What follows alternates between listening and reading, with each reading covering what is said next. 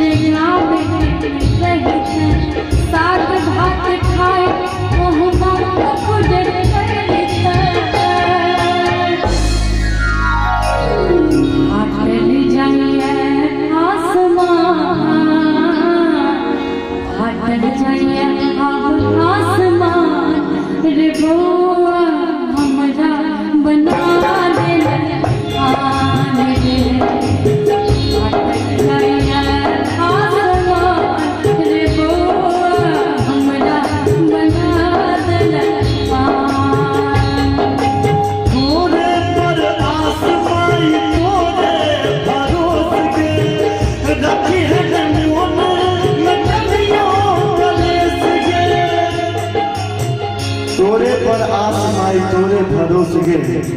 रखी है ने मोन में कनियों कलेस गे फेर दिन दिन भगवान के मैं कोना बनबो तोरा के हमरा में तोरे छेड़ा के मैं कोना बनबो तोरा हम सब गावल सब तरह गीत गबै छी जय माधव के हम सब और मंच पर पछलुआ बन बन कर देखने छलिए आयु माधव कोनो परिचय के मोहताज नहीं है अपना बल पर हर मंच के गिरा कर अबै छै आई पहिल बेर कोनो भी सहगायक संगे गाबै हमर आत्मा एकदम से द्रवित हो गए जे हमरा बुझाइए आज तक के लाइफ में डुएट सॉन्ग गाबै एहन कम भेल है ओना कछुड़ दे लगा रे गोवा हमरा बना दे आन रे ओना कछुड़ दे लगा रे गोवा हमरा बना दे आन हमरा में तोरे छेड़ा के मैं कोना बनबो तोरा के हमरा में तोरे छेड़ा के मैं कोना बनबो तोरा